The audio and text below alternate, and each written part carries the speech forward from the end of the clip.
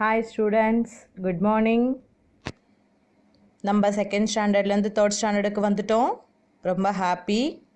இப்போ நம்ம தமிழ் பாடத்தை பார்க்க போகிறோம். தமிழ் பாடத்தில் செய்யுள் பகுதியில் இறை வாழ்த்து சொல்லி நம்ம கிளாஸை நம்ம ஸ்டார்ட் பண்ண போகிறோம். இறை வாழ்த்து அப்படின்னா என்னம்மா?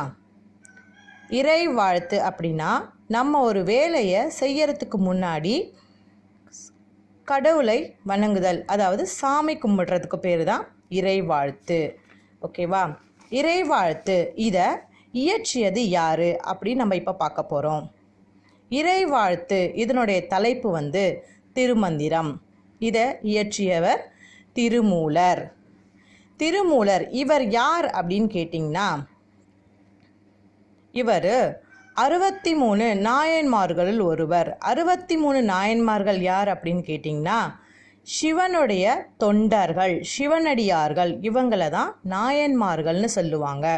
இந்த 63 நாயன்மார்களில் ஒருவர் தான் திருமூலர். இவர் வாழ்ந்த காலம் 5ஆம் நூற்றாண்டு. நம்ம இப்போ இருக்கிறது 21ஆம் நூற்றாண்டு. ஆனால் திருமூலரோட காலம் 5ஆம் நூற்றாண்டு. இவர் எழுதின இந்த திருமந்திரம் அப்படின்றதுல 3000 பாடல்கள் இருக்குது. எத்தனை பாடல்கள் இருக்குது? 3000 பாடல்கள் இருக்குது. அதில் 85வது பாடல் தான் நமக்கு செய்யுள் பகுதியாக வந்திருக்கு. இப்போ நம்ம பாடத்துக்கு போவோம் ஸ்டூடெண்ட்ஸ். இப்போ இந்த பாடலுக்கான பொருள் பார்ப்போம். யான் பெற்ற இன்பம் பெருக இவ்வையகம். யான் பெற்ற இன்பம் அப்படின்னா இறைவனை அடைந்து, யான்னா அவர், யாரு? திருமூலர். அவர் பெற்ற சந்தோஷத்தை, பேரின்பத்தை இந்த உலகத்தில் உள்ள எல்லாரும் பெற வேண்டும் அப்படின்னு சொல்றாரு. வான் பற்றி நின்ற மறைபொருள் சொல்லடின். இந்த உலகத்துல மறைஞ்சு நிற்கிற, கண்ணுக்கு தெரியாத மறைபொருள் இறைவன். அவரை பற்றி சொல்றதுக்கு ஊன் பற்றி நின்ற உணர்வுறு மந்திரம். ஊன் பற்றி நின்ற உணர்வுறு மந்திரம் அப்படின்னா கடவுளை நம்மளால் கண்ணால் பார்க்க முடியாது. கடவுள்கிட்ட நம்ம நின்று சாமி கும்பிடும் போது மட்டும்தான் நம்மளால் உணர மட்டும்தான் முடியும். கடவுளை கண்ணால் பார்க்க முடியாது. அந்த உணர்ற விஷயத்தை தான் சொல்கிறாரு. ஊன் பற்றி நின்ற உணர்வுறு மந்திரம். நம்மளுடைய உணர்வு தான் ஒரு மந்திரமாக இருக்குது அப்படின்னு சொல்கிறாரு. தான் பற்ற தலைப்படும் தானே அப்படின்னா நம்ம கடவுளை வணங்க இந்த உலகத்துக்கு எல்லா நன்மைகளும் கிடைக்கும் அப்படின்னு சொல்கிறாரு. ஸ்டூடெண்ட்ஸ், இந்த பாட்டை மிஸ்ஸு சொன்ன மாதிரி படித்து பாருங்கள். அதுக்கப்புறம் இந்த பொருள் கேளுங்க. ஏதாச்சும் டவுட் இருந்தால் கமெண்ட் பாக்ஸில் கமெண்ட் பண்ணுங்கள். நெக்ஸ்ட் கிளாஸில் பார்க்கலாம். ஸ்டூடெண்ட்ஸ், இப்போ நான் உங்களுக்கு இந்த இறைவாழ்த்து திருமந்திரத்துலேருந்து ஹோம்ஒர்க் கொடுத்துருக்கேன். இந்த பேஜோட லாஸ்டில் பாருங்கள், பயிற்சி அதில் பொருள் அறிக. என்னது? பொருள் அறிக. இதில் 4 இருக்குது. இந்த 4ஐயும் 2 டைம்ஸ் எழுதி பாருங்க.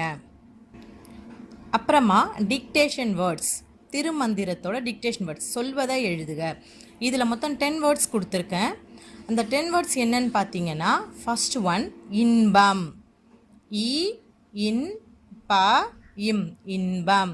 செகண்ட் ஒன் வையகம்.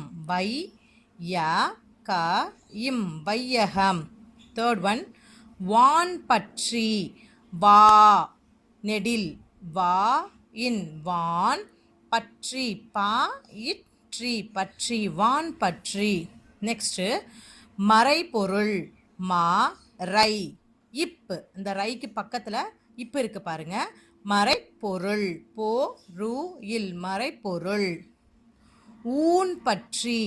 ஊ நெடில், ஊ இன், ஊன் பற்றி, பா இற்றி, பற்றி, ஊன் பற்றி. நெக்ஸ்ட் மந்திரம். மா இன் தி ர இம், மந்திரம். Seventh one Thirumanthiram.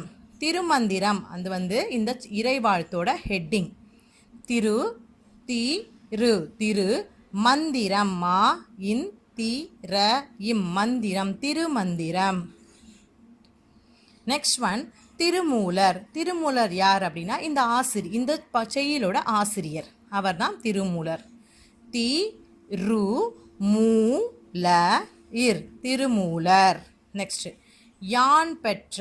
யா நெடில், யா இன் யான், பெற்ற பே இற்ற, பெற்ற, யான் பெற்ற.